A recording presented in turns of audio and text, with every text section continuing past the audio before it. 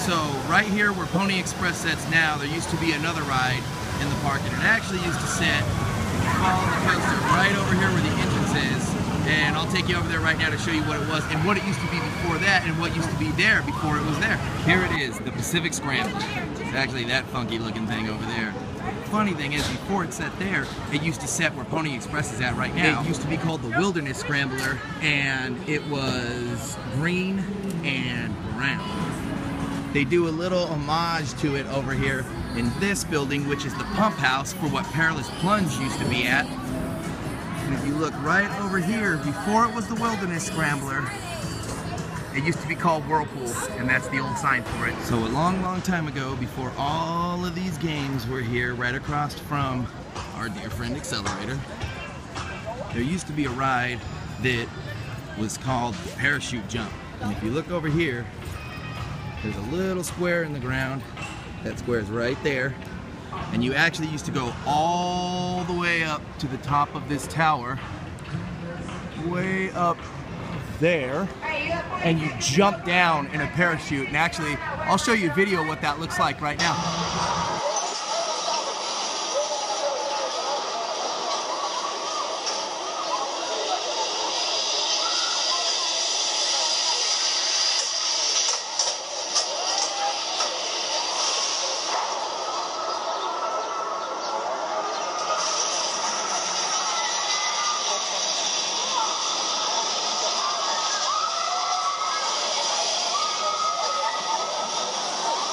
And if you come at it from this direction, as a matter of fact, that K up there is on the California State Registry of Historical Places, and that's why when they built Windseeker, this could not come down. That's where they wanted to put it, but they could not take it. So if you walk up on the Calico Railroad this way and turn to the right, just past the fence, there's a couple of signs that hang here on the road. Really, really old plywood, and it has been speculated that Ed Roth, yes, Mr. Ratfink, Big Daddy himself, painted these signs.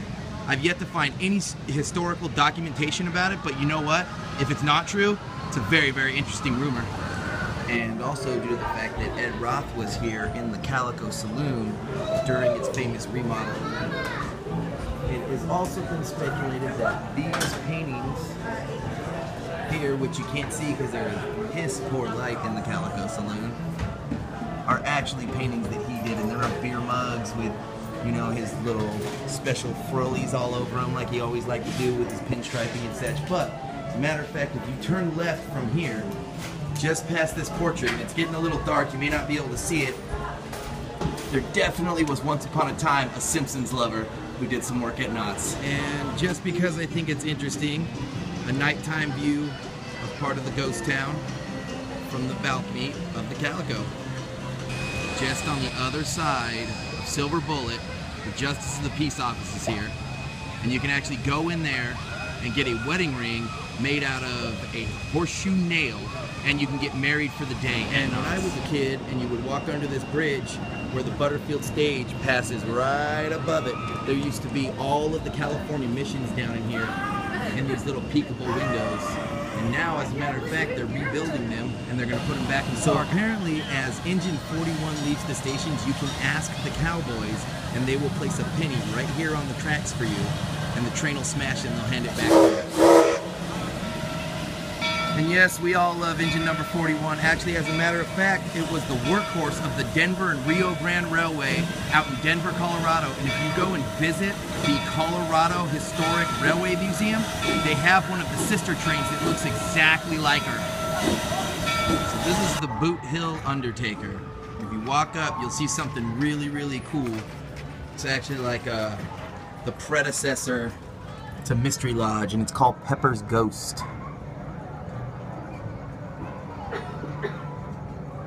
Pretty damn cool, huh? So we're here up front of the Birdcage Theater. Interesting fact about the Birdcage is that Walter Knott was actually never able to complete it, so it's just a facade and a tent in the back. But inside that tent, there's something very, very interesting. So as you come in the entrance, if you look over here, Steve Barton used to work here. What? This is actually where he got his start. And a bunch of other really, really famous fools. He actually worked here way, way before he ever worked at Disneyland, in this little theater called the Birdcage.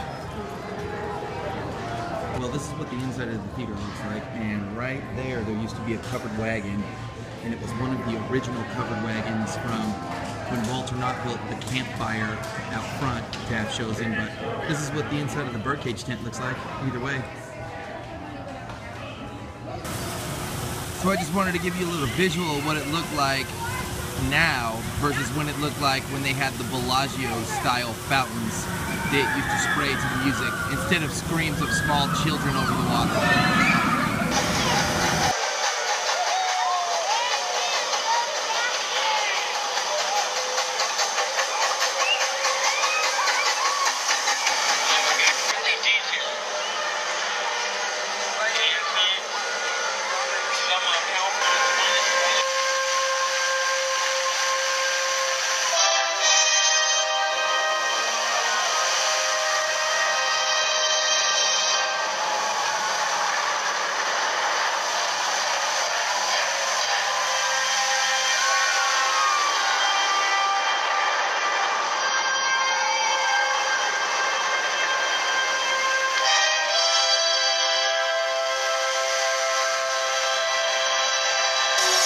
Well, there you have it, Knott's Fairy Tales, Episode 3.